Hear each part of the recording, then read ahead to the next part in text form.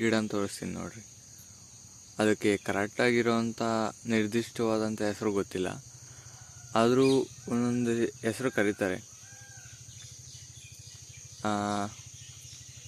ಅದನ್ನು ತೋರಿಸ್ತೀನಿ ನೋಡಿ. ಇದನ್ನು ನೀವು ನೋಡಿರ್ತೀರ ಎಲ್ಲಾದರೂ.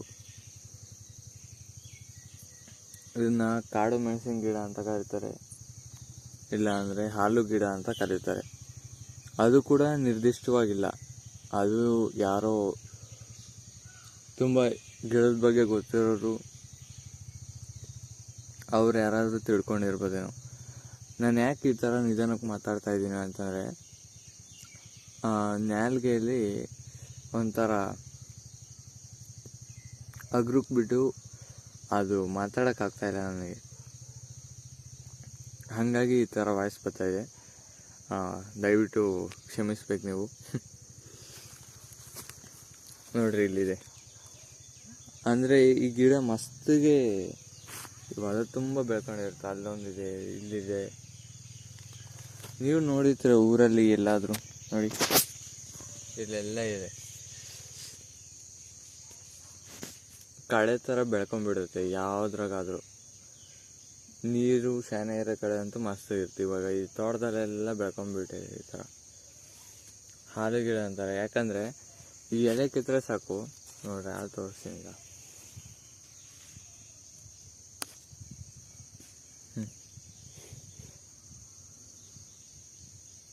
ನೋಡ್ರಿ,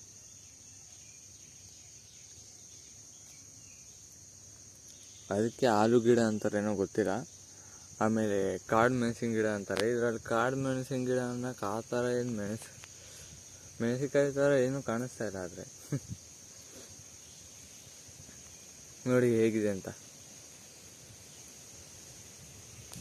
ನಿಮಗೂ ಈ ಗಿಡದ ಹೆಸರು ಏನಾದರೂ ಗೊತ್ತಿದ್ರೆ ದಯವಿಟ್ಟು ಕಮೆಂಟ್ ಮಾಡಿ ಹೇಳಿ.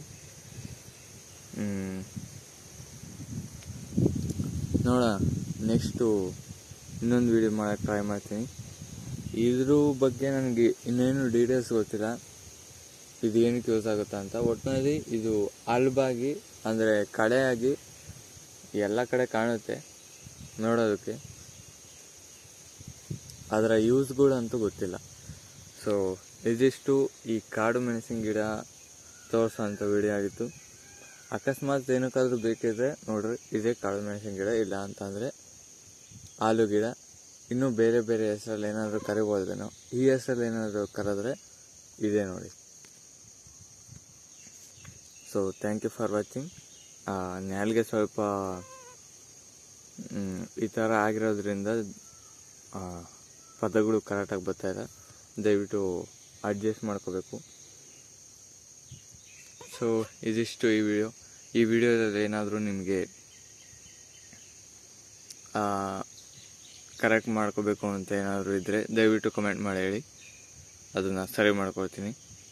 Thank you for watching. ಮತ್ತೊಂದು ವಿಡಿಯೋದಲ್ಲಿ ಮತ್ತೆ ಸಿಗೋಣ.